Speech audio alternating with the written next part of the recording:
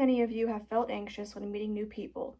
If you answered yes, then you have experienced the theory of uncertainty reduction. I am here to inform you on my communication concept creator project, which centers around the theory of uncertainty reduction. My name is Nicole Barber, and I chose this topic because I can relate to the theory due to my history of suffering from social anxiety. First, I will discuss the different functions of my website. Next, I will explain the successes and failures I faced with my website. Finally, I will state my ideas for the future. Let's begin by discussing the functions of my website. I divided my website into 4 separate pages. My first page is titled CCA number 1. The first thing you would see on my site is my All About Me section. I introduced who I was. I explained that I am currently a freshman at YSU and that I am majoring in communications and media as well as minoring in English studies. I also gave my email out as a way to contact me. I listed off a few of my hobbies, which are reading, writing, and baking. Then I explained how my major and social anxiety got me interested in the topic. I also provided a definition of what uncertainty reduction theory is, which is the theory that people meeting for the first time will ask each other questions and engage in conversation as a way to reduce their uncertainties about each other.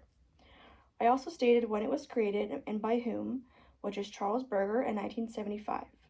Then I gave an example of the theory, which was 2 employees meeting for the first time in a workplace will engage in conversation and talk to each other to reduce their anxieties about the one other person and to feel more comfortable in the workplace. My next page is titled CCA number 2. I uploaded a scholarly video of an expert in the communication field of communications explaining uncertainty reduction theory. The scholar I chose was the founder of the theory, Charles Berger. Then I gave 2 examples relating to the theory that I found on social media. The first example was a story of how a married couple met each other through Facebook, and how through learning about each other through each other's accounts and getting rid of their uncertainty, they fell in love. The next example I wrote was about social media bios. I explained that this is an example because people will describe themselves in their bios to let people get to know them and feel more comfortable with them so that they will gain a new follower. My third page is titled CCA number 3. I uploaded a video example that was of an experiment to test if 2 strangers could fall in love just by asking 36 questions. A few of the questions asked involved their family, their upbringing, and their life goals.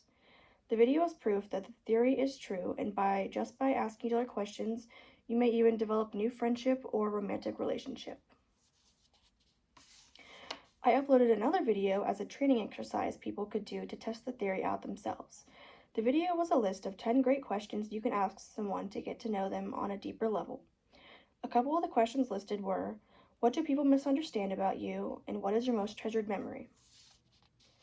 Next, I will explain the successes and failures I endured and any tricks I learned while making my website. I experienced many successes as well as a couple of failures. I also learned some tricks to use when making a website. One successful thing I achieved was organization. I divided my site into 4 separate pages that were easy to navigate so that I and the readers of my website could keep track of where the information was. Within those 4 pages, I placed section dividers of each assignment I had on the page so that it wasn't all mixed together. One failure I faced was the Google Analytics tracking codes. It was very difficult at first to find where and what my code was, as well as remembering to place it on each of the headers and footers of each page. And I would also keep checking the data reports from the codes, but there was never anything of substance. I only had a few viewers, which consisted of myself, my professor, and my friend. A trick I learned involved the various tools Weebly provides you with to edit your website. I learned to implement the divider tool on my pages so that all my content was separated. I also learned how to use the embed tool, so I could successfully upload a video from YouTube onto my website by embedding the link without it not uploading correctly or the quality being diminished. Lastly, I will reveal my ideas that I have for the future. I have many ideas on how to use my website to become more successful in the future. The first idea I have is promotion. As I stated earlier in the speech, one of my failures was not getting any views on my website. My idea is to promote my website more on my various social media accounts to get people aware of it and interested. I would promote primarily on my Instagram since that is my most popular account with the most engagement from followers. I would put the website link in my bio or post it to my stories. Next idea I have is spending more time on it. This semester has been pretty rough for me, so I wasn't able to spend as much time on it as I would have liked.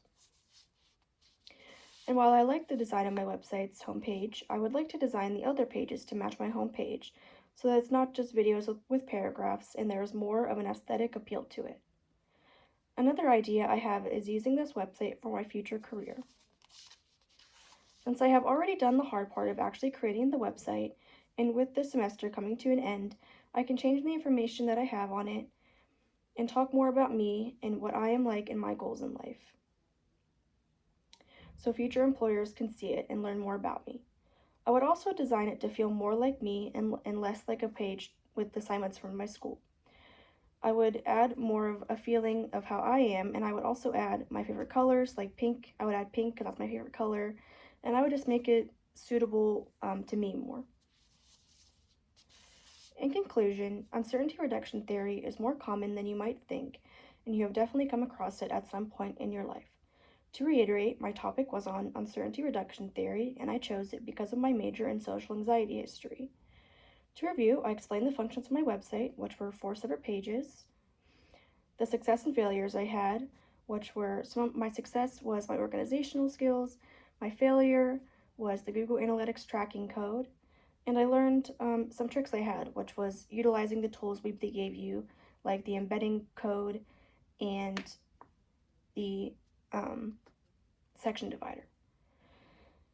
And my ideas for future successes, which was better promotion and turning the website into more like me. I hope you learned something about uncertainty reduction theory and that you have realized that humans are more alike than you think when it comes to everyone being a little apprehensive and shy when meeting new people. Thank you.